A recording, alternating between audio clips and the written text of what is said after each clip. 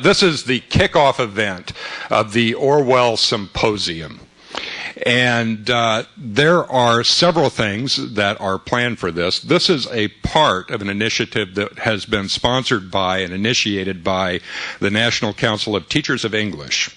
And it's actually entitled 1984 Plus 20. Which means that the college, university, and high school students across the nation right now are actually looking at Orwell's works. And I think actually now is a good time to be doing this. There is a sense of doublethink that many of us that are my age are beginning to feel, particularly as we watch the news and see our nation yet again engaged in hostilities in Southeast Asia. I mean, Iraq. Yeah, John got it. There is a sense that we're repeating history here, and I think Orwell was one of the people that asked us to think very critically of how those messages are sent by governments, not simply our government, but governments in general. And I think now's a good time to start thinking about that and examining how we use language and why we use language and the way that we use language to represent events in the world. So there are several planned events. Today, our featured speaker is Christopher Hitchens. We will, on November 18th, invite Philip Wenger, and there will be a display of students' scholarly works on December 1st and 2nd. And there'll be more information posted about these events as they occur. Now, there are also several people that I would like to thank who are the organizing principals behind this. Deb Edelman, I know she's here. Jim Allen, Dan Thorpe, I know I saw him earlier too, Bob Dixon Kohler, Daniel Keyes, Jason Snart, and Christine Kickles. They're the ones that planned and put together these events, and believe me, to do this kind of work takes a great deal of planning and effort on their part. So it is my privilege now to introduce Christopher Hitchens. He is an author of many books, most notably, and these are just a very few of them, Callahan, The Road to Number 10, Hostage to History, Cyprus from the Ottomans to Kissinger, No One Left to Lie To, The Values of the Worst Family, and his most recent book, as I understand it, A Long, Short War, The Postponed Liberation of Iraq. For many years, he has been a columnist or contributor to such periodicals as The Nation, Vanity Fair, The Times Literary Supplement, and he has been a Washington editor of Harper's, a book critic for Newsday, and he regularly contributes to the London Review of Books, Vogue, I'm having trouble reconciling those two things, and the New Left Review, and the Times Literary Supplement. He has been called, and I hope he takes this as a compliment, acerbic and nonconformist, with a predilection for irony and satire. He is often controversial, and however, having said that, Basic Books had enough confidence in his 2002 book, the one most at issue here, Why Orwell Matters, to order a very large first printing for a scholarly work. The American Library Association's book list says Hitchens clarifies all that Orwell accomplished and by extension affirms literature's unique and essential powers. Christopher Hitchens.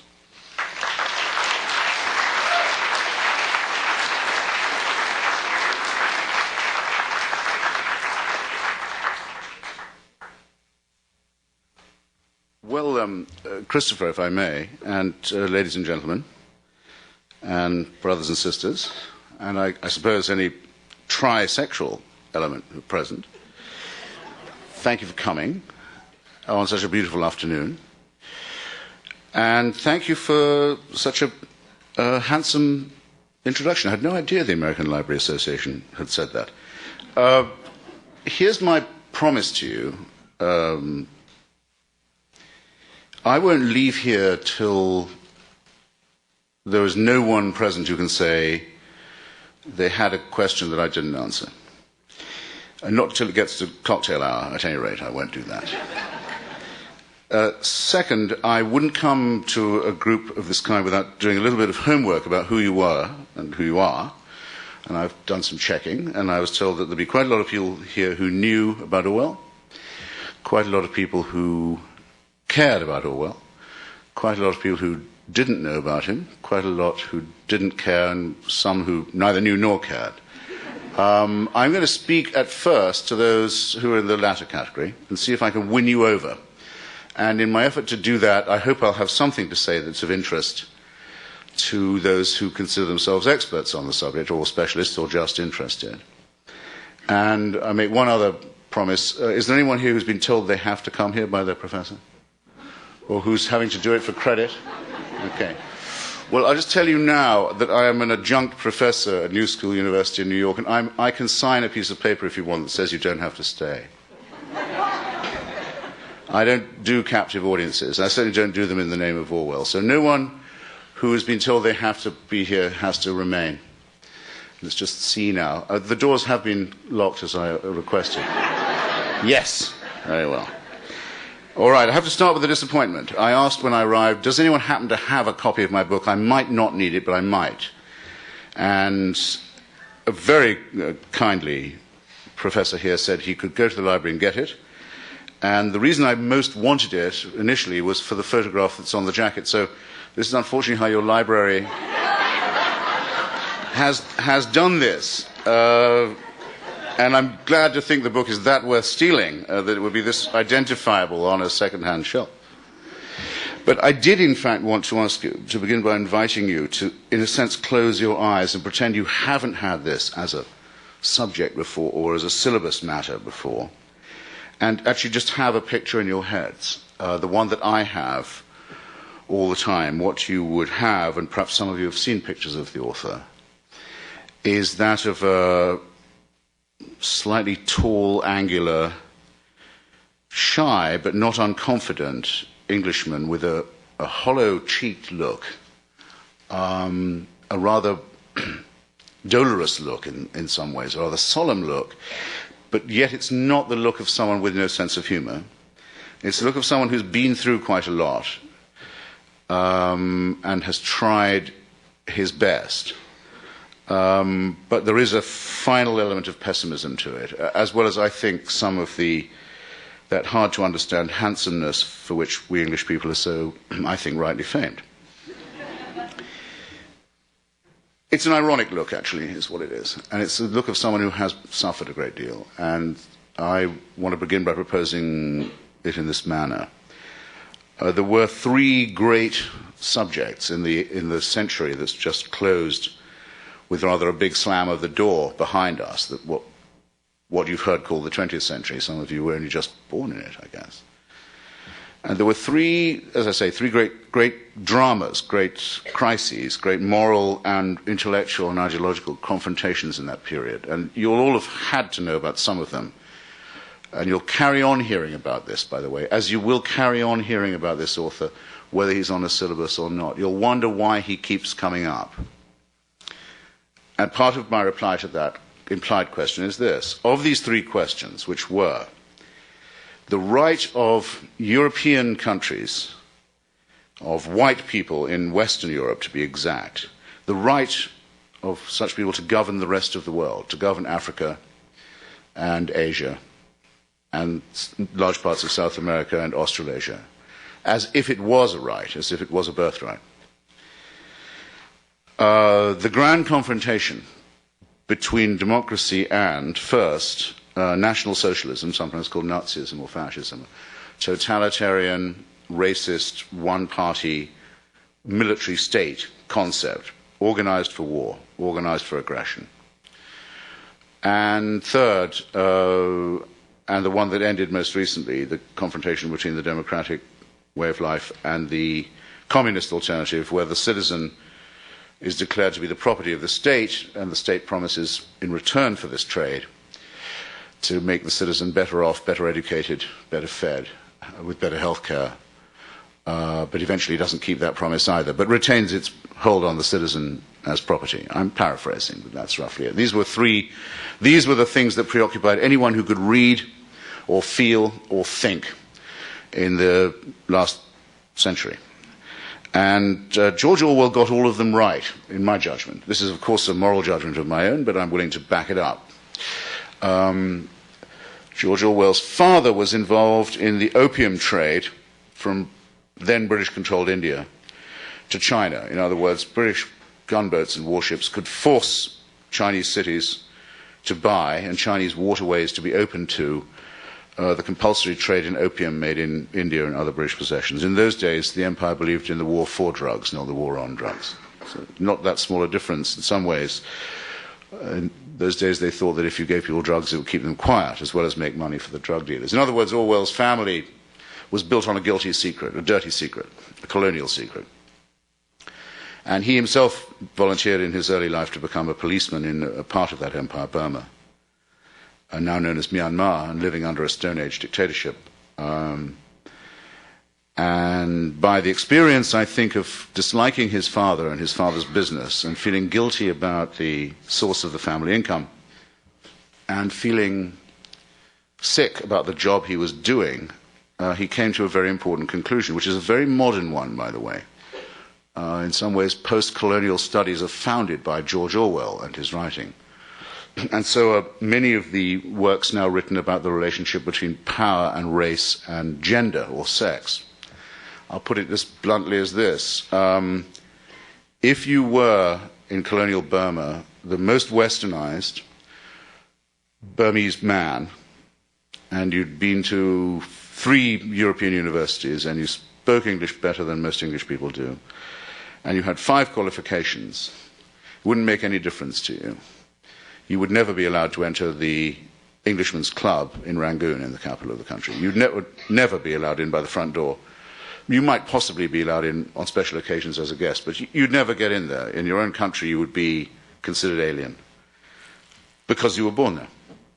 That would be a good definition of racism, I think. However, if you were the least educated and least empowered and least literate Burmese woman, you could go into any Englishman's villa any time you liked, as long as it was by the back door, and as long as it was a money relationship.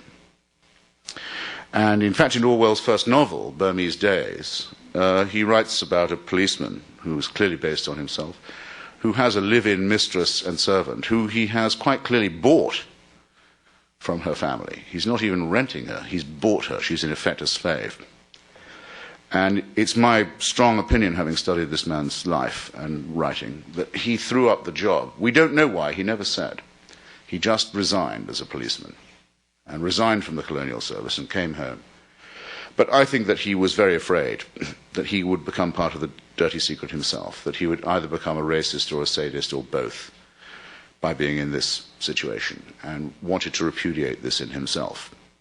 And by the way, I think that's an important point on its own, because many of you know what, as it were, the right opinion is to have on something, or what the liberal or decent view is to take on a topic, and would shudder from anyone who was a bigot.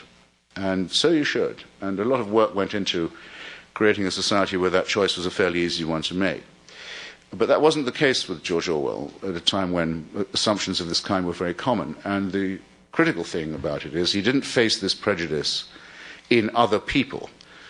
He wasn't a liberal humanitarian facing down policemen in Selma, Alabama, who had hoses and dogs on their side. He was facing that policeman in himself. He was wondering what it would be like to be that person, and decided he'd have to vanquish it within his own personality. And that, I submit, is often the harder of the struggles to undertake. And it's worth remembering how tough that used to be.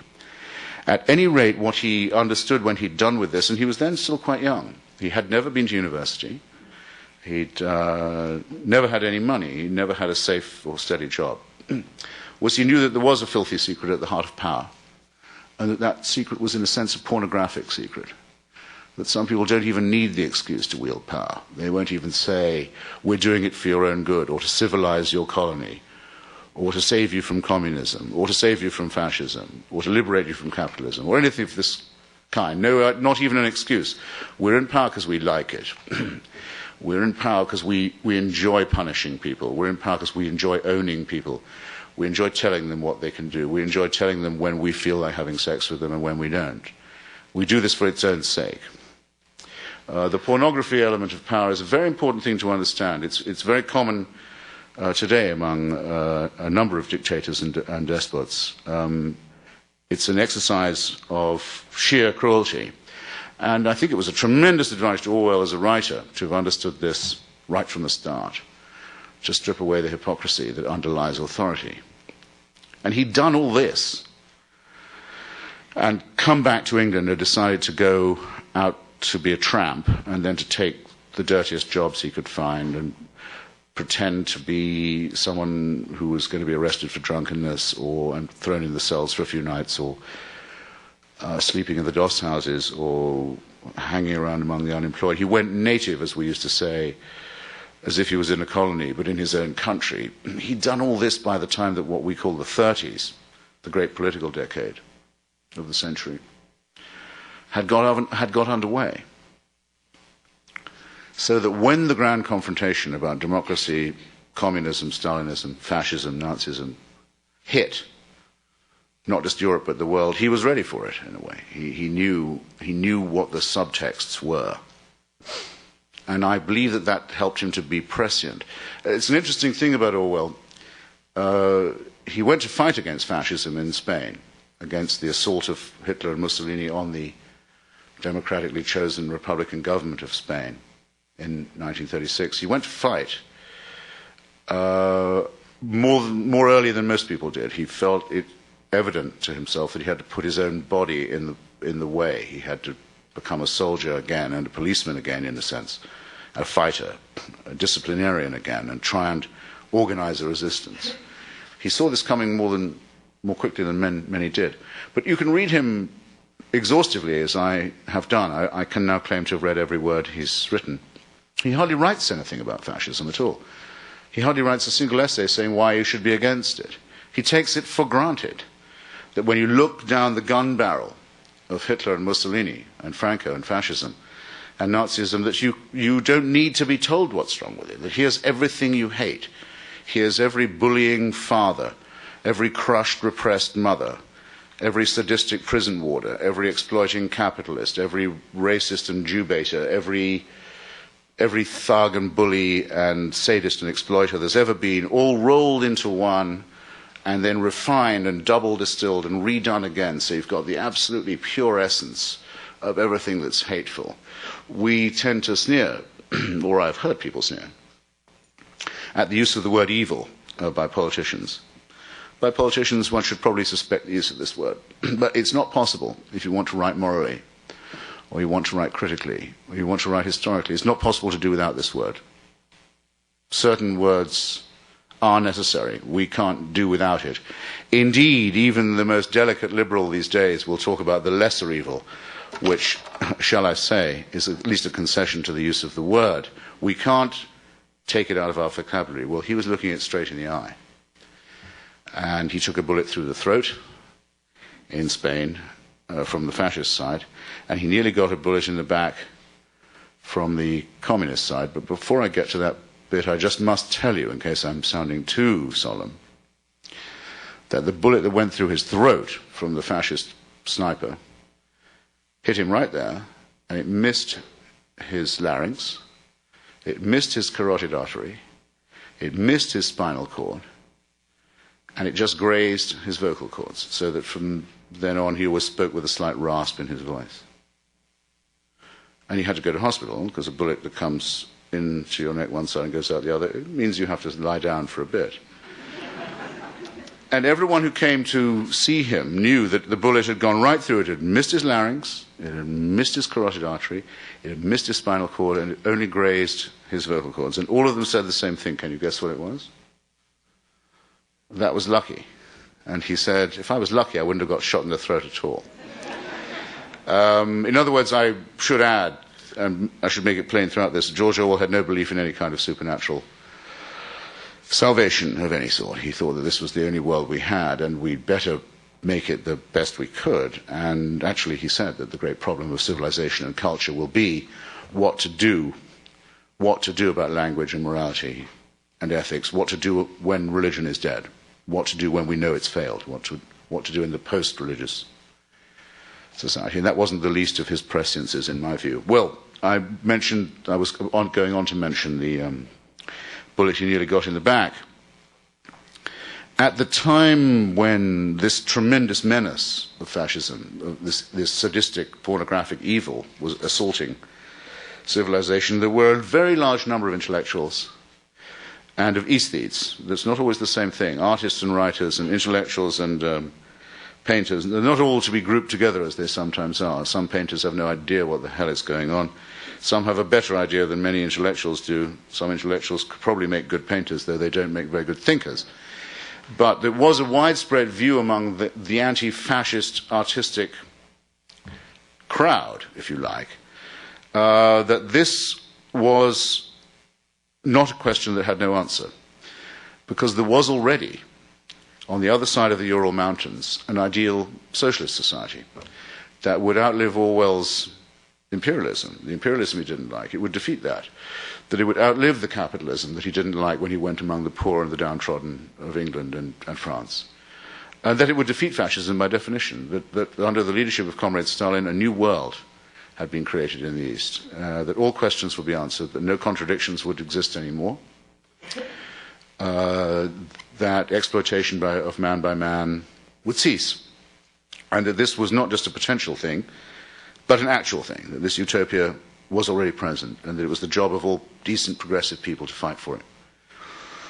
I think probably, this might well open an argument between me and some of you, I think probably that Orwell's greatest achievement was to have been brave enough to say that it would be nice to think this, especially faced as we are with this deadly foe, but that what the communists think is not just a deadly illusion, in other words, a romantic but wrong idea, but it's a poisonous delusion.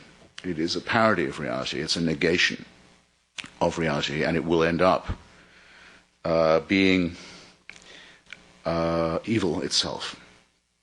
And that took a lot of guts in those days. You must always think about thinkers and writers in the context in which they had to operate.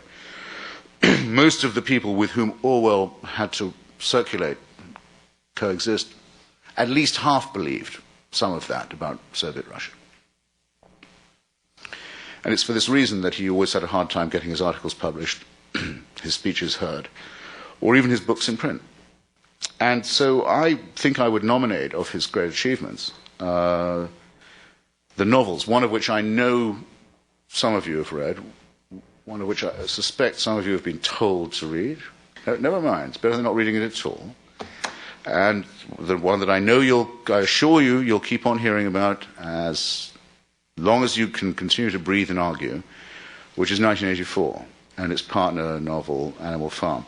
In these two novels, both of which Orwell thought of as total failures, which he wrote when he was very ill, 1984 he wrote when he was dying of tuberculosis, he exposed once and for all time the idea of the Stalinist utopia, of the idea that the citizen, if he will give up his freedom, or her freedom, for security, if you'll give to the state his right to decide, or her right to decide, if you'll give them all that and grant them power, then they will take care of his other needs.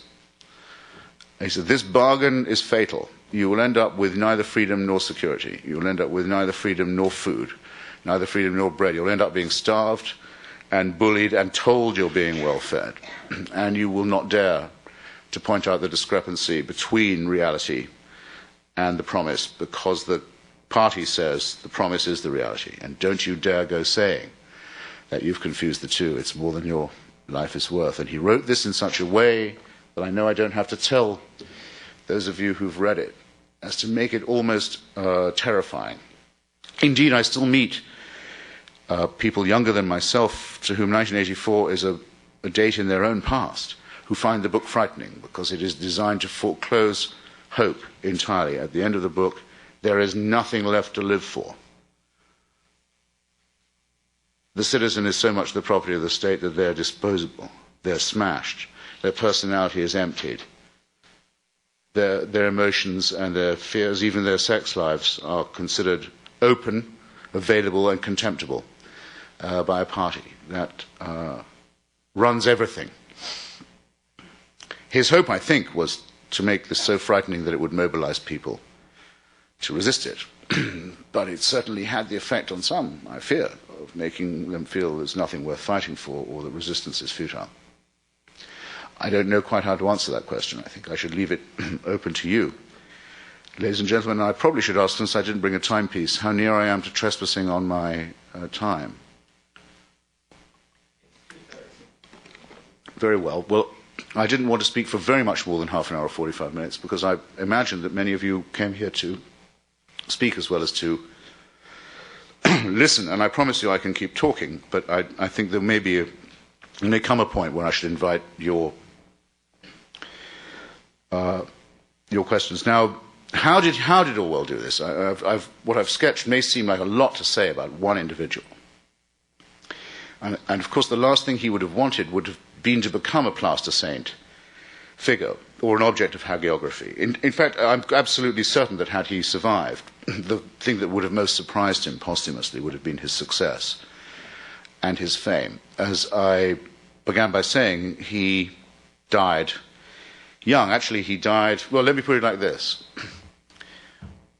He only made it just into the second half of the 20th century. He died in early 1950 at the age of 46. He only just made it in the second half of the last century. That must seem to a lot of you, as it does to me. I was born in 1949, quite a long time ago.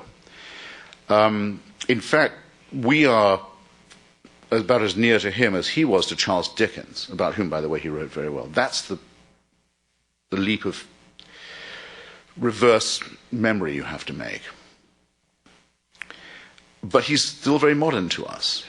He writes about things we know. He writes about machinery, about modern tyranny, about modern warfare, about modern fear and threat, about psychiatry, How did he manage to do this, having died as he did, of a disease that is practically Dickensian? He died of poverty, in fact. He died of tuberculosis, which is a disease we now think of as third world.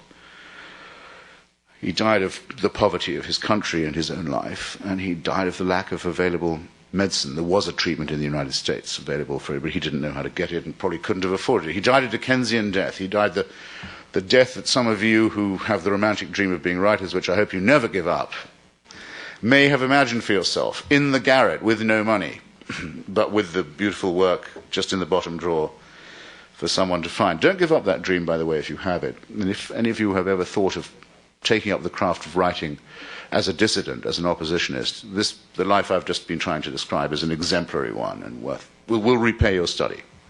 So how did he manage this? How did he manage this extraordinary achievement of being right when everyone else was wrong, to put it bluntly? I think in two ways. One, by life experience. He did know that power was not its own justification, that authority didn't come from God, didn't come from tradition. It came from people who wanted power. He understood that, and he felt that he should never stop criticizing them and exposing them. That's the first thing. Second, he realized that often this trick is masked in language. If you only read one essay of his, you must read the one that's called Politics in the English Language, in which he exposes the fraud, the way in which euphemism is used to mask brutal reality. If I was to give you an example now, I suppose I would say, to take the most recent, most obvious one, I don't think now that any member of any American administration would use the word collateral damage again to describe what it does describe, civilian casualties. Those of you who know that expression or who've known how to see through it have done, in your way, an Orwellian job, and you probably, without knowing it, owe it to Orwell that this is a capacity that you have. But that's the trick, in effect. You find a nice name for a nasty thing, and you get it spread around by making it seem technical or technological. If I could summarize it in one sentence, that would be it. He was onto that. He knew every time that the Stalin regime said, well, you know, in extraordinary times, extraordinary measures must be taken. He thought, that means mass graves. He knew without being told, by reading their own propaganda, that whatever the truth was, the propaganda was lying, and it was using nice words for disgraceful things. This is a trick that should never desert you. You can all do it for yourself. There's no reason not to do it. Interrogate what you read and what you're given in that spirit, and you'll find it all the time. It's remarkable to me, in fact, that he was able to do this and to be considered exceptional for it. But he did stick to it, and he did therefore understand how great noble ideas can turn into their opposite, and thus that in 1984 freedom is slavery, and war is peace, and people live with the negation because they believe the party or the authority or the dictator who claimed it in the first place, and they didn't have the nerve to doubt it, because if they were wrong, if they had themselves been fooled, then what would it make them? I've talked up till now about power, and I think I'll stop at this point and invite your questions by just saying this. Power is only what you allow it to be. Very many people put up with political lying and political illusions and political propaganda because if they were to denounce it, they would have to admit that for many decades they had themselves been fooled, that they had been taken for granted, that they had allowed themselves, so to speak, to be deceived. The con man's work is always done for him by the victim. The victim doesn't want to go to the police and say, I've been conned. I was so stupid that I did this. They don't wish to admit it. So in a subtle and deadly way, the dictator can dirty enough people up to make them all complicit in his rule, or I suppose her rule.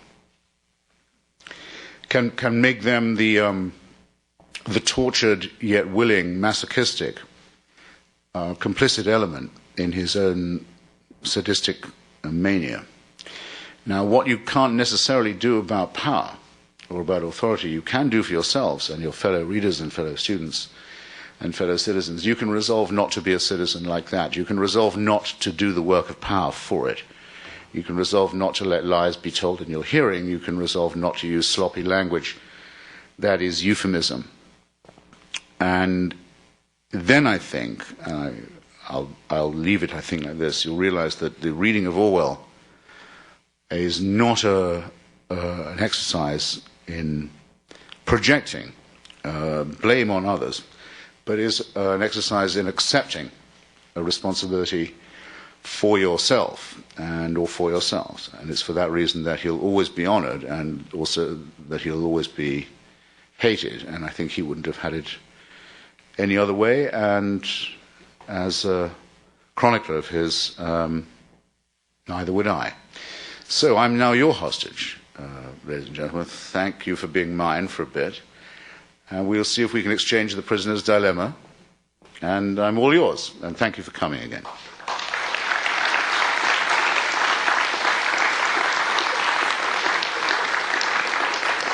Actually, I meant to say thank you again for coming, but I mean, it comes to the same thing. Would it be right that I recognize questioners, sir? Because who knows but that I've planted someone. I might not be the right person to point to. You trust me? More fool you. Sir? Just quickly, what do you mean by the phrase he died of Dickensian death? Dickensian? Dickens. Well, Dickens? yes. I'm sorry, did I maybe slur that? No. Yeah, I think his death was Dickensian, and it's touching in a way for someone who wrote so much about the Victorian London of Dickens. That he died of poverty and tuberculosis years before he needed to, and of overwork. I mean, that's how Dickens's characters often check out. You know, in the debtor's prison of a chill. Sorry, I'm sorry if I garbled that. You were very polite to go on listening after that. Comrade. Yeah, just a quick question. Why do you think he directed his criticism only against Stalinist Russia and not against the Hitler people of Germany? Did everyone hear the question? Should I was asked to say why Orwell directed his criticism only at Stalin's Russia and not at Hitler's Germany. And then the gentleman did save me slightly by saying, or had he misunderstood me? Well, I put myself in your safekeeping, ladies and gentlemen. Did I imply that he had no criticism of Hitlerism? Did you think that too? Are you, yes, more like it. Or are you too polite? That's the problem with this country. Everyone is too polite, too courteous to visitors. You might have thought I hadn't made this point. You might leave me wondering if I was that inarticulate. That's not polite. That's cruel. It's not courtesy at all. It's an abuse of hospitality. What I did say, sir, and I apologize if I phrased it so poorly, was that if you look in Orwell's writing for a direct attack on Hitlerism, you won't really find it. He hardly mentions it in his writing, except to assume that anyone of average emotional health regards it as he does, as something evil to be destroyed. He doesn't feel a case needs to be made. And it took me, I'd been reading him for years before I noticed that there is no Orwell essay against fascism. There isn't one. All he did was to take a rifle and go and see if he could stop it physically. It was more like a vermin control point, I think, to him, than an ideological one. Whereas with communism, you had to argue against the illusions of civilized people who thought that there might be a higher synthesis, a better society available, by following the lead of a one-party initiative. And that did take guts and nerve. So I really hope I haven't left anyone in any doubt on that point, because I would be awfully sorry to do so. Now I have the judgment of Paris. I don't know who to choose. Sir. Was his problem with Stalinist communism or with Marxism? Well, the gentleman asked, was it a problem with Stalinist communism or Marxism? Now, I claim in my book to be the first person to point out something that, again, I should have noticed years before I did. If you've read Animal Farm, by the way, could I have an idea, just for my own sake, a show of hands of those who have read it? Okay, that's great. Well, then you know the allegory now, and you may know something of the history of the Russian Revolution. In the whatever view you take of the Russian Revolution, it's inspired by Karl Marx, who is very easily recognized as the dying old major. It was wonderful when John Major was Prime Minister of England, actually, partly for that reason, who makes the prophecy that one day the animals will throw off the yoke, so to speak, and that then there is a revolution, and that it's led by two pigs. Oh, wait, I should do the Russian one first. So there's Karl Marx, then there's a revolution in which Lenin, Trotsky, and to a much lesser extent Stalin take part, which vanquishes the Tsarists and the foreign intervention from the West at some cost, dissolves into fratricide, and the toughest, nastiest pig takes over. And that is Napoleon Pig, who vanquishes Snowball Pig. That's two pigs, Lenin and Trotsky, or Stalin and Trotsky, if you like. Where is either Lenin or Stalin? You can't do this trick with two pigs. You need three. Now, there's a question in my mind about this, which goes directly to yours. Many people on the left in Orwell's day, and now, think that Leninism was one thing and Stalinism was another. That Lenin wanted a revolution and was not gentle about it, but was not a tyrant. Stalinism took over this revolution and, so to speak, disfigured, destroyed, negated it. Others, many conservatives to this day, think, no, it's the same thing. Lenin and Stalinism are the same. It's not completely possible to tell which Orwell thought. But in my opinion, the way he writes about it is as if to suggest that Snowball was right, that Trotsky was right, and that there had been an initial revolution that was worth fighting for, was worth defending, and that had been betrayed. And I say that for several reasons, as well as for the novel itself, with its imperfect allegory. One, he's fought in Spain with a group that was roughly speaking Trotskyist, that had a communist Marxist position against fascism, but didn't support Stalin. And he risked his life for it. The second is that the book within the book in 1984, the secret book that O'Brien purports to give to Smith, The Theory and Practice of Oligarchical Collectivism, it's called, and its author's name is given as Emmanuel Goldstein. that text and that author are very clearly to me, well, I know, I mean, you can check it yourself, that is a direct lift from Revolution Betrayed by Leon Trotsky. That is Orwell's version of that book and that author. So I think that Orwell was not one of those who thought that Marxism and Stalinism were the same. In fact, very much to the contrary.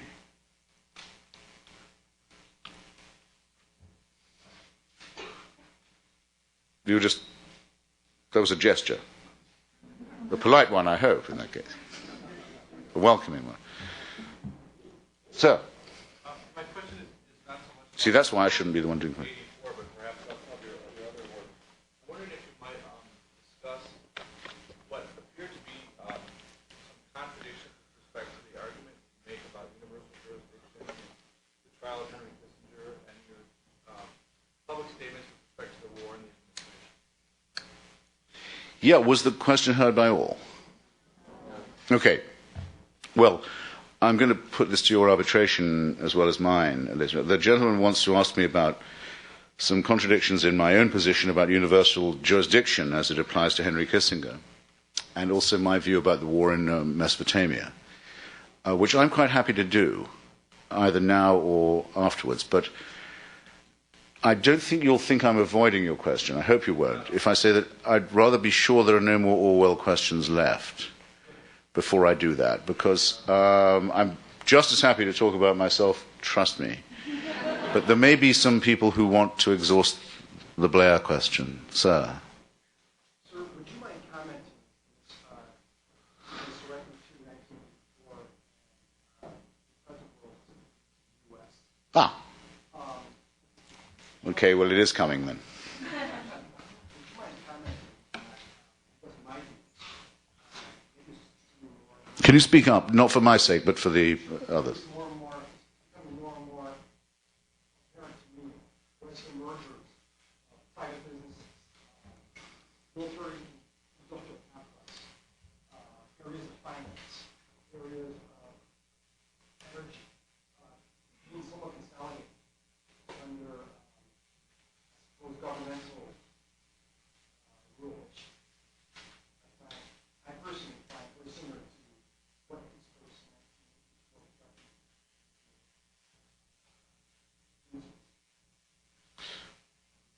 Should I rephrase that question to, was it heard by all? It was not. Well, I might not be the best translator of it, but see if I do this fairly. The gentleman says that viewing the present circumstances, he means right here, of the convergence of business into monopoly and the fusion of that with state power and with warfare, that he wonders if the 1984 analogy doesn't apply as well to our own system. Would that be a fair précis? Okay. Well, first, I should give the answer. You're asking me about Orwell, not just my opinion, I hope. I'll give my own, of course, if you want. There's no question that Orwell wrote 1984 in the way that he did in order to say what he feared would happen if there was a permanent three-way Cold War where there were only three superpowers in the world, and that they could all coerce their own populations by keeping them in a state of constant readiness and conscription and rationing and fear of bombardments from others, which, if they weren't real, could be faked, and that these alliances could shift. They could be fighting another enemy, but the internal coercion would be the same. There's no question that that's what he thought would happen once the possibility of both dictatorship and nuclear weaponry were brought together. He wrote a brilliant piece called You and the Atom Bomb, is its name. It's well worth looking up, in about 1946, saying that the prospect of nuclear power meant that the danger of a existing dictatorship becoming permanent, unassailable, was greater than at any time since the Middle Ages, and that this was far greater than the threat of anarchy would be. And he put all of that into the book, and there's no question that that's what it's supposed to be based on. The nuclear point being very important, by the way, I think. Because the world of 1984, which is the devastated, burned-out England that would be part of the United States, the Oceanic Empire, after a nuclear war, it's very specifically after atom bombs had exploded, is very, very clearly what it is. So that's, yes, you're right in saying that Orwell had this theory of a, which was borrowed partly from James Burnham and other writers, of a state of the world being governed by three cynical empires who played each other off against the other.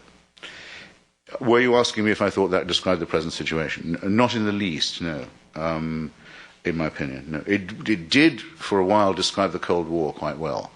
It was possible, for example, for the United States to make an ally of China, having originally been willing to fight a nuclear war against it. Because China, though it was more totalitarian, and still is, than the Soviet Union, was willing to look at things more in the American way for its own reasons. I mean, shifts of allegiance of that kind did take place as long as it was, roughly speaking, possible for the great power leaderships themselves to control events. And just to anticipate this gentleman's question, when Henry Kissinger was Secretary of State, he was able to pull off a unique double, as far as I know, no one else has ever done this while Secretary of State, to be soft on fascism and soft on communism at the same time. Extraordinary. He was always groveling to Mao Zedong and bargaining with him, and always groveling and bargaining with Brezhnev in Moscow, and every now and then stomping on the Chileans or the East Timorese or the Cambodians or people who couldn't hit back. Remarkable fact. It still is the case, actually. Most of the business he does is with communist China, when it's not with corporations doing business in Chile. But this is in a more plural world. No, what we're faced with now is a different kind of, in my judgment, a different kind of totalitarian threat altogether, one that is part state and part insurgent. It has an old name, jihad, holy war. Its methods are what you might call populistic or guerrilla-like. But its aim is the restoration of an empire that is gone, the Ottoman Caliphate, which was an empire of religion. And an empire based on monotheism is by definition totalitarianism, because as Orwell was, I think, very quick to realize, the origin of worship, the origin of the need of people, this is what I was cautioning you against. Don't worry, there'll always be people who want to have the will to power. What you have to worry about is how many of you have the will to obey. How many of you want to be taken care of and looked after? How many of you want to be part of a servile system where you trade your freedom for security? That's the danger you can do something about. Well, the religious dictatorship promises all that and an extra life on top. With sometimes, depending on which monotheism it happens to be, virgins thrown in. I think virgins are overrated myself, both among men and among women. But I don't think that the Islamic fanatics have read the Jewish commentary on this, which says that with every virgin comes a mother-in-law. But that's about the only joke you can make about this kind of thing. You're up against something that is deeply subversive and nihilistic, but also fantastically authoritarian, and wishes to have state power, wishes to have absolute power over you in your private and public life. It's the most totalitarian threat you could face, and it deals in the most nihilistic methods in order to achieve its aim. And of course it is self-destructive. It will of course fail. It will of course destroy itself. It will of course destroy the religion and the Muslim society that it purports to uphold. Of course, this is all axiomatic. We've known it forever. All jihads have always failed for this reason. But that it's to be compared with Halliburton, as you implied, is frivolous. Quite frivolous. Purely frivolous. Drop it. You'll feel better. Ma'am. I thought the lady here was... No? There are a lot of people making vague gestures at me in that case. I thought this didn't happen in this part of Illinois. Bring it on. Orwell and his role in the Spanish Civil War and Trotsky. I believe Trotsky himself was an anarchist. A lot of anarchists are. You would... Coinciding with his nonconformist views and his values. Like, is that true? Did he take that kind of a role? I look at him and I say that he's critical of all states, capitalistic, When you say he, in this case, do you mean Orwell or Trotsky? I guess Orwell and Trotsky. Yeah. Maybe clarify that. Well, if you don't mind a correction rather than a clarification, it would simply be wrong to say that Trotsky was an anarchist. That would be not the case. He was a Bolshevik till, possibly not till the day he died, but until about the last day he wrote anything. He regarded himself as a Marxist and a Leninist, and as the rival of Stalin for that role. I think he had a very libertarian streak in his personality, and it shows in his writing and his attitude to literature, and many other fine things about him. But no, his neither best friend nor worst enemy would say he was an anarchist. Of Orwell, it could be said that he was, certainly could be said he was critical of all state systems, yes. But his ideal, at least at the point when he died, Orwell's ideal would have been the British socialist welfare state of the post-war period, which he thought managed to combine a great deal of equality and fairness and redistribution with a great deal of personal liberty. And at that point, he was probably right. It probably hadn't been combined better in any European society before. And there are still many, many people in England who are nostalgic for it, even though there are very few who would now think of that as a model. That's what I mean by him being poised between our past and our future, in fact. I hope, you're looking quizzical at me, which I don't blame you for, I blame myself for. I was going to say, though, I was pretty sure that when I was reading Trotsky was that in the Spanish Civil War, there were two forces, and it's actually three forces, socialists, the anarchists, and the special. No, you'd have to make that 4. Yes. Look, I'll tell you the best book to read on this, if you like. There's a book by Felix Morrow called Revolution and Counter-Revolution in Spain, written from a left opposite. Well, you should also read, actually it's the second best book, because the best book is Homage to Catalonia by George Orwell, which, can I take it that you've read? No. Well, it would be 4 forces. There was those who supported the Franco rebellion against the Republic, which actually were themselves made up of several forces: the Catholic Church, the Nazis, the monarchists, and some others. And then opposing this were several forces: the Catalan and Basque nationalists, the Spanish Socialist Party, the Spanish Communist Party, the Spanish anarchists, who were very strong in Catalonia, and the Spanish Trotskyists, the Partido Obrero Unificación Marxista, as they were known, the PUM, with whom Orwell fought, whose militia he actually joined in the Lenin barracks in Barcelona, of which there are photographs. And it's by the way, it's a brilliantly interesting story, and many people think that Homage to Catalonia is the best book ever written by a foreign correspondent. I still meet people when I go to Afghanistan or Bosnia or Kurdistan, people who are starting off in life and want to write about warfare and war and revolution. Men and women, and some photographers as well as writers, but almost invariably one of the books that made them want to do this is Homage to Catalonia. It's a fantastically good book, and it would clear up your misunderstanding about the anarchists.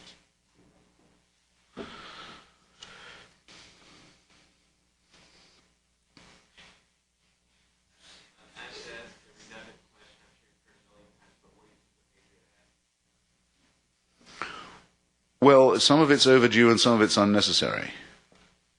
Oh, the gentleman wants to know what I think about the Patriot Act. We're done with Orwell? I guess I'd be getting to the point where people would think I was avoiding the question if I went on saying that. I won't have that. I'll be quick on the Patriot Act.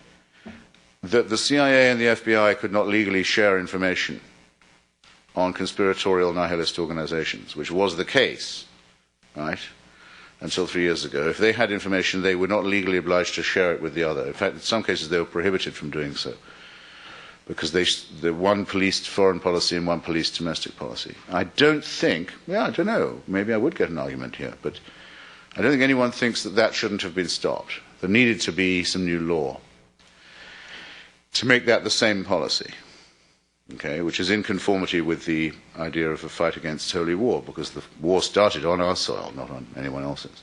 Unique in that way. There were other things that were put into the bill that I know the FBI has been wanting to put into every piece of legislation since the Clinton Anti-Terrorism Death Penalty Act of 95. For example, can't we just have roving wiretaps so that we only ask a judge once, and once he's given it once, we can apply it to any phone the guy ever uses, say? Or warrantless searches in public housing, or things of this kind. They've always wanted that. Or looking at library records. And there was a big fight in Washington about whether or not to include these on the coattails. And some of these clauses have been grandfathered, so to say. In other words, they have to be voted on again. They're temporary. They're not part of the law yet. They have to be reconfirmed in another Congress. Some were struck down, and some are going to have to be redone. And I would only amend the Constitution, which I think is a perfectly good document the way it stands, one way, which is to say, Congress shall make no law within 6 months of any act of violence. Because all the worst legislation in our history has always come as a result of panic. And you'll generally find there's already enough law to punish people who fly airliners into skyscrapers. It's already illegal.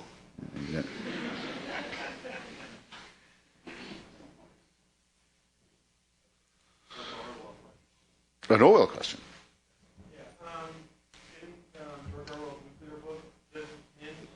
Never be afraid to speak up.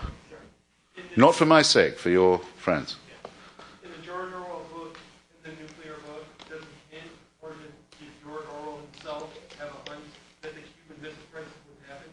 And as a follow-up to that, did you hear, and I just saw this on LinkedIn, so this is news to me, that after the Cuban Missile Crisis, well after, JFK was going to make a secret deal with Fidel Castro. Of course, that was before he got shot in Dallas. Did you hear about that? The question is audible to all. The first thing, I give up with Orwell what he might have said about this or that, roughly now, because he would have been 100 last year. And until recently, it was plausible to guess, because he died so young, but wrote so much, what he would have said. For example, I am practically certain, I can't be absolutely sure, but I've had this argument with many right-wingers, I'm certain that he would have opposed the American war in Vietnam, because he'd seen colonialism in Asia up close. He hated it. He knew a lot about it. He knew a lot about the French colonial role in Indochina. It would have been obvious to him the American war there was a successor to it. He would have been at least critical of that, probably earlier than most people were, because many people came to the war not knowing that's how it started. But so one can, with knowledge of his writing, one can push it to a certain point. I don't know what he would have said about Cuba, but I will say that it's against his theory, because his theory is that no, there is no accidental sudden threat of a thermonuclear war between the great powers, because that would suggest that they really meant that they hated each other, that they weren't just doing this to stay in power, that they weren't just running a Cold War that was about itself. I mean, if they were willing to kill everyone on the planet over whether Cuba was communist or not, that would have to mean they were sincere. Now, we don't want to make that assumption. Nor, in a way, should we, though it shows you how little fanaticism you need to do a great deal of damage. That the Kennedy administration signed an agreement with the Soviet Union that it wouldn't try to invade Cuba again is a matter of record now. They denied it then, but we know it's true. I mean, part of the stand-down over the emergency stand-down over Cuba was an agreement that the Russians would take their missiles out of Cuba, which they'd be very mad to put in there. And in return, or rather without mentioning it in the same breath, it wasn't supposed to be a bargain, but by coincidence, the United States would remove its missiles from Turkey, which was on the Russian border, and would undertake not to try another Bay of Pigs invasion of Cuba. That promise, as far as I know, still holds, by the way. I think that is still a treaty with Russia, not just with the Soviet Union. So yes, you're right. But you should have left the assassination out of it, because it makes you sound weird. Or could, excuse me, I didn't mean that. Could possibly make you sound weird to someone who was only meeting you for the first time. Doesn't have anything to do with the assassination. Probably doesn't have anything to do with the assassination. That we know of. That we absolutely know, that they've let us find out about, yes. If Kennedy was not killed by Lee Harvey Oswald, if it wasn't a lone gunman job, which the overwhelming evidence is that it was. If it isn't that, if it was a conspiracy, it was certainly by his former associates in the mafia, his That would be by far the next best theory. And he would have asked for it because he had used them and dropped them, and they don't like being used and dropped. Everybody knows that. And he shouldn't have been using them as president, should he? The nostalgia for Camelot is a continuing mystery to me.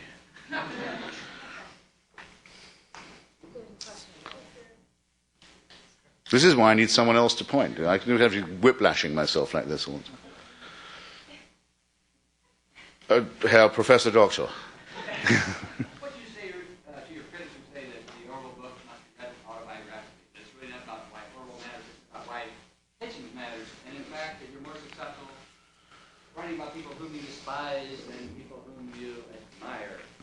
Thank you. Now you see why I feared there might be a planted question.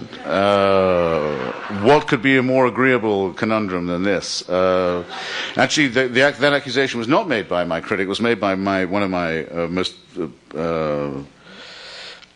knee-padded admirers, David Brooks, who in a long review in the Week's Note said, it doesn't matter what Orwell thinks anymore, it matters what Hitchens thinks. Oh, that's too much. And I still think that. I honestly do. Autobiographically, it was useful to me that I come from a family very similar to Orwell's, a naval and military family of the low middle class that never made any money out of the empire but felt loyal to it, and that was afraid of falling back into the toiling classes, wanted to distinguish itself from them. That bit, when I first started reading his social novels, and I thought, this is impressive. I was about 14. I thought, here's a guy who seems to understand my family, which I despaired of any novelist ever doing. So there's that, and a certain attitude to Englishness, perhaps. And we seem to have some of the same taste in prose, but otherwise, the hell with it. My God, I was lucky enough to get out of this and get to university. He never got to university. He's one of the many great writers who didn't. Gore Vidal is probably the best known currently.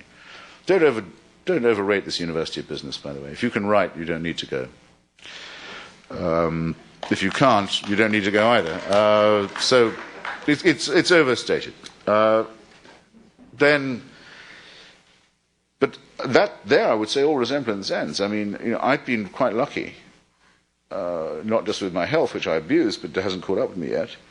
But I've made always a certain amount out of writing. I now do reasonably well. If I want to get my opinions inflicted on people in print or in the radio or TV, I can do it. No one's ever really seriously tried to censor me. I mean, there have been occasions where people tried to trip me up, but I've never been the victim of any cabal of people, as Orwell was, who wanted to keep his work out of print. I've never had to suffer for what I do, in other words, let alone live in poverty and curable illness that's created by poverty. No, it would be indecent in that way to mention us in the same breath. Certainly it would be indecent for me to do it.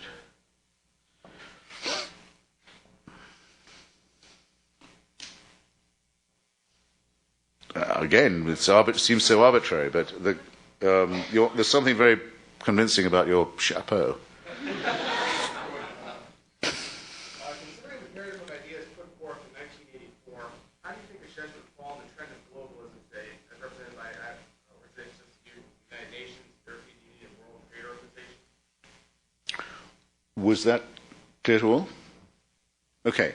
Well, Orwell was very in favour of what he called the United Socialist States of Europe. In other words, he hoped there would be a European Union.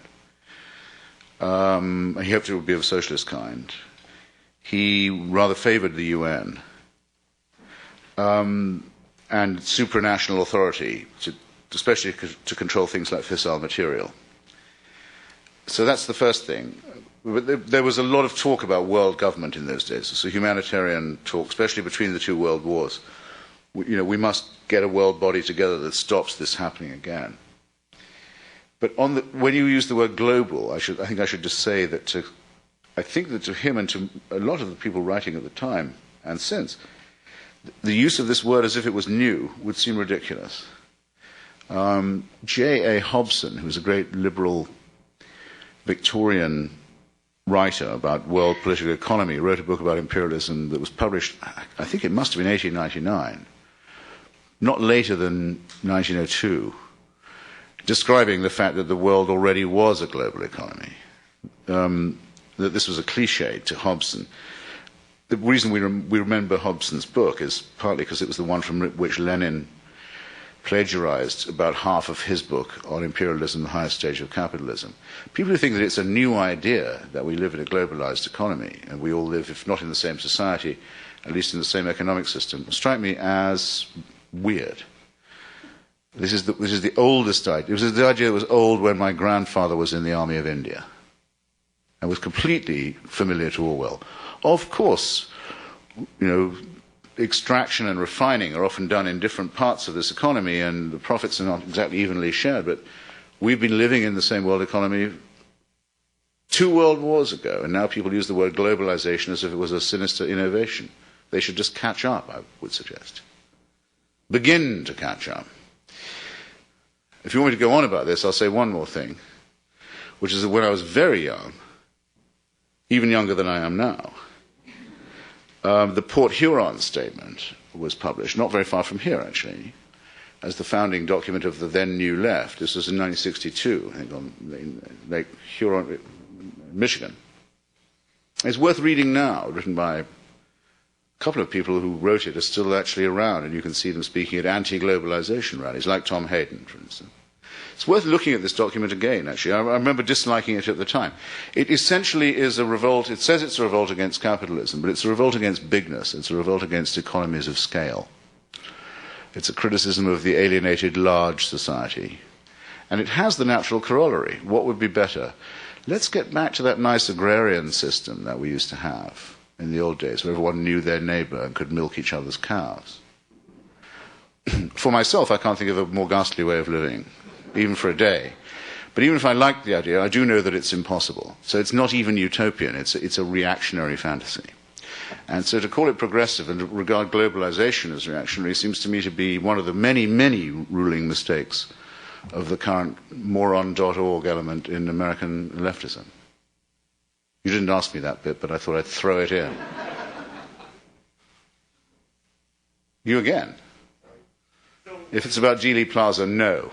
So then, what do you think of Michael Moore and the type of guys that would lie and make movies based on what he did? Well, I've known people like that all my life. I've been in media for years. I've met many unscrupulous frauds. Michael Moore is just another one. He's trying to do so at an unusually serious moment, but he's a dime a dozen crook and liar and conscienceless huckster. But this doesn't surprise me. I mean, I know there are such people. It's a disgrace to my profession, though. So I take it a bit more personally than others do. Well, I just have to see if there's anyone who hasn't asked a question yet. You haven't, for one. Sir.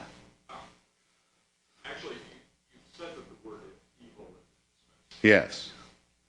but the corollary to that, or the opposite side of that, is it possible to have a good state and a moral state? I mean, in Orwell's opinion. Very well. I don't normally want to answer a question with an answer, but I just want to ask something. Does the name Robert Fisk mean anything to this audience? No, not at all. I'm relieved in a way to hear that. But so it makes my point harder to make. Robert Fisk is a correspondent for The Independent in London. He has a cult following in this country through his website and other things, his reportage from the Middle East, and he would be to print journalism what Michael Moore is to documentary. I'm interested. I usually find people have been reading or passing on his stuff. Anyway, he's the most scornful possible about the president and the neoconservatives and the moralism of things. But I remember, because I have a good memory, I remember him writing about Kuwait when it was invaded by Saddam Hussein and going into Kuwait City after the Iraqi army had been thrown out and finding the cellars full of tufts of bloodied hair and fingernails and the looting and disfigurement and what was vulgarly called the rape of Kuwait at the time. And describing it, I must say, he's a good journalist on his day, very well. And this absolute prince of the non-judgmental and the anti-American finished his description of Kuwait City after Saddam and said that you just have to be able to smell it and feel it to know that something really evil has been happening here. He couldn't think of another word. And he's not a man without a thesaurus. You had to use that word. Now, just because I believe in the devil doesn't mean I have to believe in God. Right? It's just the implication of your question. The argument for the existence of God comes from the argument from design, as far as I know. But with this wonderful arrangement, surely someone must have designed it. Well, as long as people say that it was Satan, I don't care. But you'd be amazed how much the Christians object if you interpret the argument from design in that way. They say it mustn't just have been designed, it must have been designed by one of us. No, doesn't hold at all. Who's designed it? Let's see. Do you mean it? Do you want us to follow the inference of the argument from design? Do you want us to really follow this induction? No, they don't. They say we take credit for the good bits, they take credit for the bad bits. That's the evil one. Now, I hope that all of you fell out of your strollers seeing through the fallacy of this kind of religious piffle. And if you hadn't fallen out of your strollers, it's time to fall out of your whatever's in that parking lot. It seemed like extraordinary stuff to me. The word virtue, in a Greek word for it, doesn't mean goodness. Okay? It means strength, it means integrity. It means the willingness to stand up for things, a certain intellectual and moral honesty and moral courage. Yes, I do think evil, if it doesn't imply the existence of it, requires the cultivation of it, of virtue. Yes, but not in its denatured, sickly, herbivorous, a Christian sense of being a good boy. Because otherwise I'd have nothing to offer. Actually, I wasn't thinking the Christian interpretation of that. I was thinking more in terms of just a state that does not perpetuate the evil that you're describing. In other words, power, it seems to be for Orwell is automatically associated with the evil. Then I'm sorry, because I gave a slightly melodramatic answer to your question. But it's always good to get that out of the way. No, you mean, I see now what you mean. I mean, I did say, I'm sorry, I was slow on the uptake. I did say that he thought there was a dirty secret at the heart of all power. And what you're basically asking me is, does that have to be true? No, I don't believe it does. No. I mean, I know that there are people who go into politics for disinterested reasons, at least. Sometimes for idealistic ones. I know that they do. I've met them. I'm amazed they do it. I'm impressed when I meet them. But I would vouch, without being naive, that I do think that it does have that effect. And sometimes they even win. And sometimes they'd rather quit than do something wicked. I mean, they would rather resign. I've seen all of this happen. And I believe it's possible, yeah. I mean, what is latent and innate in us, the temptation, in other words, to be virtuous, it may not be as strong all the time, but it's at least as innate. However, there is no question that being in office or being in power has effects on even the least ambitious people, of which they are not always aware. So I think it's right to be skeptical always, if you will. It's for them to prove that they have not succumbed, rather than for us to trust them not to do so. Would that be a fair reply?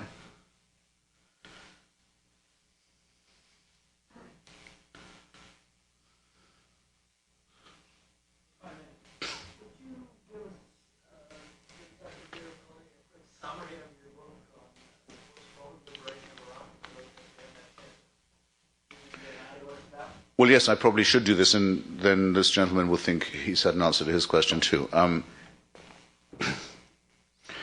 I've been in two places only in my life where, let me back up one sentence.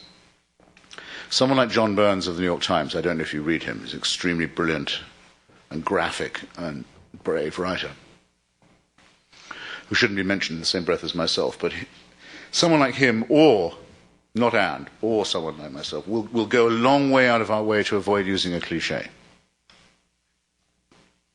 It means a lot to us. Don't use other people's words. It means you're not thinking, it means you're not trying. So if I was to describe you and say that you'd won the Nobel Peace Prize for Literature and saved a child from drowning and published a brilliant thriller, and I was to say, and these three taken together are, and you were to turn the page and find I'd said, no mean achievement, I hope you'd feel disappointed. I would in myself. One must try not to use the borrowed term. Really hard, try not to do it. If you visit North Korea, which I have done, or Iraq under Saddam Hussein, which I have done, and which John Burns in the latter case has done, it is not possible to write about it or to describe any aspect of it without saying it's 1984. You can't do it, try as you may. It's not part of my general theory. My general theory is that the cliches are buried inside the keyboard somewhere. That your fingers touch the keyboard, the cliche goes up through your arms into your brain and down onto the paper. That's why you keep reading people saying things like national health care for all, or God knows what it would be. It's not like that. It's that there's only one comparison you can come up with. Sadomasochistic terror for its own sake, and the total rot and decay and murder of the principle of society, along with the principle of the individual. I tried. You have to believe me, I tried. But it wasn't possible to do. Now, here's the question. If you're confronted with something like this, as pathologically evil as that, what is your wish? What should be your view? Is it possible to coexist with this kind of thing? I would say not, because it's inherently aggressive. One thing we know about fascism is that it's organized for war. It's not the case that it just wants to have a private population of its own to keep in a torture chamber and toy with as it likes. It will always be found to build an army about twice the size of its economy, to menace the neighbors. Indeed, to do what the East Asia, Oceania, Eurasia analogy suggests, to keep people in a state of permanent threat of war and to make it real, to make good on it. It used to be said in the 30s by the left, quite correctly, fascism means war. What that meant was it intends it, it also implies it, it necessitates it. It's true. Saddam Hussein was forever making war on his neighbors or preparing to do so. And he had become the host of innumerable international gangster organizations. And he was engaged in a restless search for the thing that would make that most toxic of all, which is the fusion of the two. Catastrophic weaponry with nihilistic terrorism, as well as a backup, an aggressive totalitarian state. I think this should all have been stopped in 1991. This should all have been stopped in 1991. His regime should have been taken out then. And that the 12 years in which we subjected the Iraqi people to sanctions plus Saddam, and let them be run by a racketeering United Nations that was actually running a blood for oil program, are completely shameful, devastated Iraqi society, made it more prone to the kind of mullah-dominated fascism that now threatens it, and didn't buy us any time. So that would be my throat-clearing opening paragraph on this point. The American and British forces who are fighting now to show that we can learn how to fight in the most difficult imaginable conditions, and I don't mean just the climatic ones, I mean in a failed state that was becoming a rogue state and a rogue state that was becoming a failed one, the most difficult possible conditions, with Islamic jihad as the main threat and enemy, and with regime change as the objective. Are fighting a battle which has to be fought anyway, and don't tell me that what they're learning from it isn't going to be needed again, because it is. This is the most unbelievably good use of the armed forces. It's the training for them at last, the first time I can ever remember, in the right war and the next war, and the current one. And my opinion is the casualty figures are too low.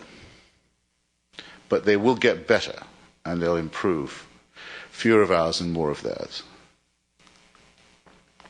And nothing else will do. But that it shows what happens if you let things run, if you let it slide, and if you let people like Saddam Hussein get to the manic stage.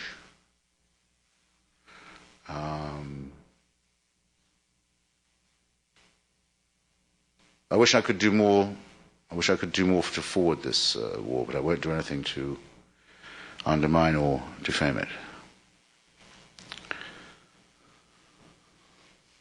I didn't think that would completely answer your question, but.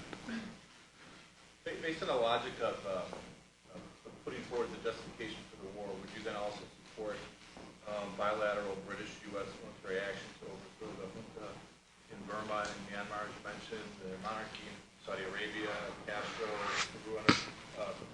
The gentleman wants to know if I would make the West the enemy of the good or the good the enemy of the worst. It's a familiar question. I don't know why you didn't mention Robert Mugabe. Maybe you were going to do it. The test by which a state can lose its sovereignty is fourfold. You surrender your sovereignty as a state and you open yourself to international intervention, or unilateral if that cannot be mobilized, on four conditions. One, repeated invasions of neighbors, aggression against neighbors. Second, violations of the Genocide Convention, which oblige the signatories to prevent or to punish genocide. Third, violations of the Non-Proliferation Treaty governing weapons of mass destruction. And fourth, a state sponsorship of international gangsterism. Iraq had done all four of these things repeatedly and was planning to do them again. Its sovereignty was gone. It was under international sanctions. Though they were run by a racketeering group of the United Nations that was trading Iraqi blood for oil, those were still legal sanctions. It also had no-fly zones policed by aircraft governing its north and south extremities, well, north and southern thirds, actually, to prevent a repetition of genocide. It was not recognized really anymore as a legitimate government, and it was continuing to harbor international terrorism and refusing to come into compliance with the resolutions governing weapons of mass destruction. Now, you tell me any other regime that's guilty of all those four things all the time for 12 years. The remarkable thing is that this incredible offense to the international community was allowed to go on as long as it was. And the other remarkable thing is the pathetic excuses, the euphemisms for power, the cover-ups for power, the excuses made for Saddam Hussein that are made by the critics of the war. If any other country does anything like this, yes, it should, undoubtedly the same policy should be used, but you've more or less thrown away that chance by saying that it's Halliburton unilateralism. Not you, but the anti-war movement has made it much less likely that a subsequent offender could be brought to book. After all, the Sudanese who are in front of our eyes using death squads to commit ethnocide in Darfur are being handled multilaterally and by the UN, and every interval of time given by the negotiation is being used to complete the ethnocide. So I hope that those who like multilateralism like what they're getting. But they won't be able to say that for the people of Darfur. As for Saudi Arabia, one of my reasons for supporting the regime change in Iraq is, of course, that it undercuts the Saudi Arabian political and economic monopoly in the region. If we recuperate Iraqi oil, the Saudi monopoly is almost gone. And furthermore, there's an incitement to its large Shia proletariat to have democratic stirrings of its own. And though I know that the administration couldn't say that openly, I know that it was a good reason to support the policy. And it was the reason why the Saudis opposed it, as they opposed the liberation of Afghanistan. So, yes, in a way, you can have it both ways. You can both undermine the other ones you mentioned, as the dictatorships in Syria and the Syrian occupation of Lebanon, without actually saying so. But it was above all an international responsibility to bring to book the most delinquent regime on the planet.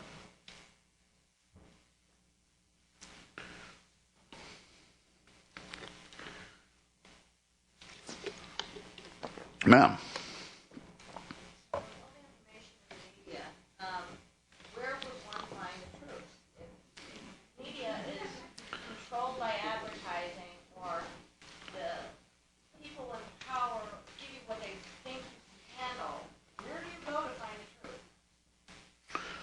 Everyone heard the question? Well, I became a journalist so I wouldn't have to rely on the press for information. So I don't really know the answer to your question. I'm not a reader or consumer of this stuff. I don't know what it would feel like to be one. I don't watch the television at all. I read the New York Times every day in a quick flap through, only to find out what everyone else thinks the news is. So I know roughly what arguments I'm going to be meeting at 6 o'clock that evening at some cocktail party in Washington. And invariably, it is drawn from the New York Times op-ed page or some report. It's pathetic. Right? I prefer to find out from other sources. I ask people who I think know. I do a lot of reading. I do a lot of traveling. And I get people sending me useful things by email, and I think I can now pretty well winnow the stuff that's half-baked from the stuff that is better cooked. Thus, for example, I knew 6 months ago, and I published it too, but no one took me up on it, that Saddam Hussein's former chief nuclear physicist was going to publish a book about something that I knew was true anyway, that he'd concealed, he'd buried himself, a nuclear centrifuge, along with the blueprints that allowed it to be restarted. And because he couldn't tell this to the inspectors, because Saddam had his family in custody, he waited till after the inspectors had gone and the regime had gone, and then he told the US Marines where to dig it up. Okay, now I know this, and you can now read a book that he's published called The Bomb in My Garden. It's buried under the orders of Qusay Hussein, the adorable guy who would have succeeded, as well as had a fratricide of Shakespearean proportions with his psycho brother, Uday, if we'd let it run and kept them in their box, for God's sake. Well, now, I know all this. I'm just giving you one example, but I can still read every day and hear from everyone I meet, there were no weapons of mass destruction found in Iran. What am I to do with ignorance like this? My attitude to consensus has always been the same. People who think in herds behave in herds. It doesn't bother me. To anticipate a question you might ask, why does the administration not say any of this? Why can it not make its own case? That's a very good question. It's an impeachably incompetent administration, in my opinion. The reason is, I really think I can tell you this believably. The hatred and division within the administration, particularly between the Defense Department and the CIA, but also between the State Department and both of these, is now at such a pitch of intensity. I've lived in Washington nearly a quarter of a century.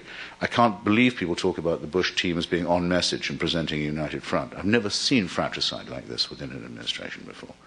No allegation made, even about Dr. Obeidi's revelation, would not have a leak published against it by another of the agencies in the paper the following day.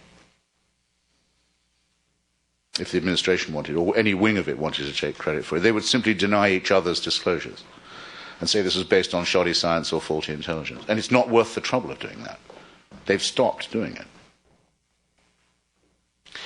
So it's actually, I find, rather terrifying to live in Washington at a time when democracy and democratic and open argument are self-prohibited in this way.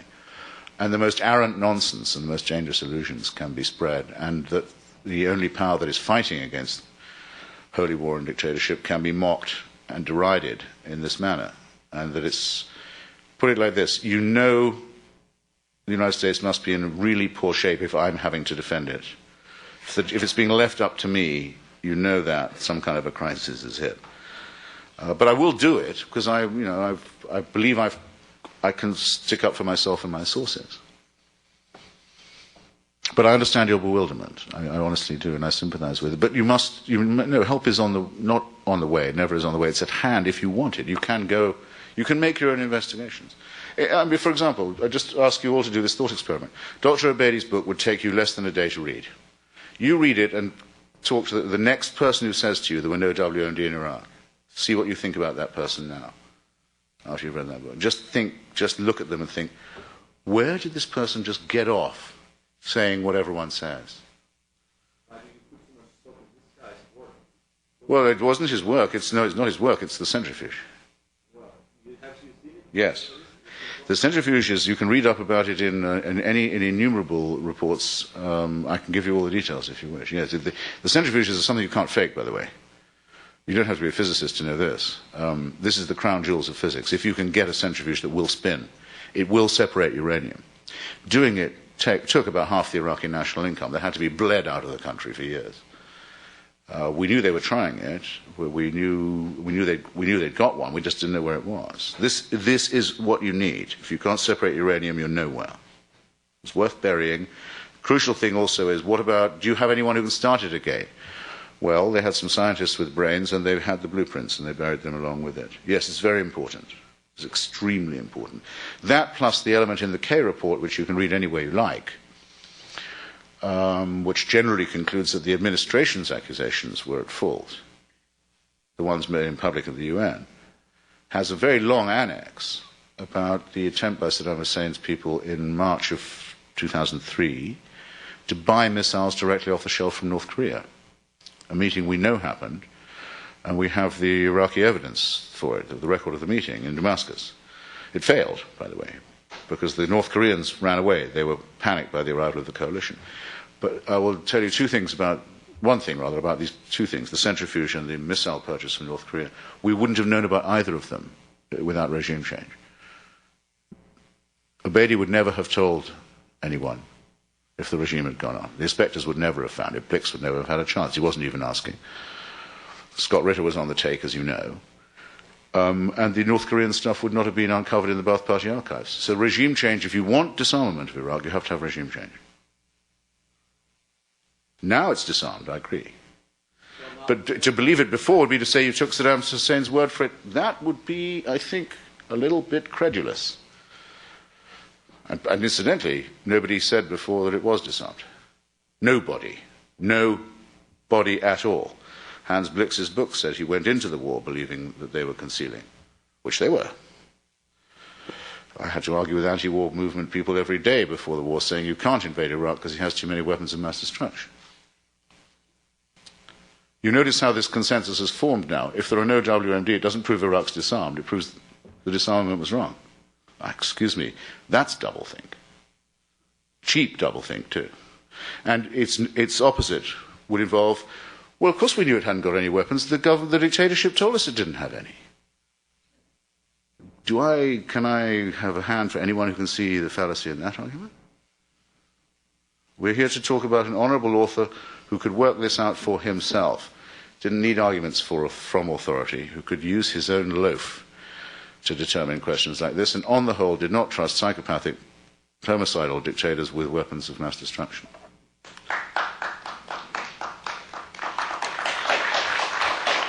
And whose instinct on this was right.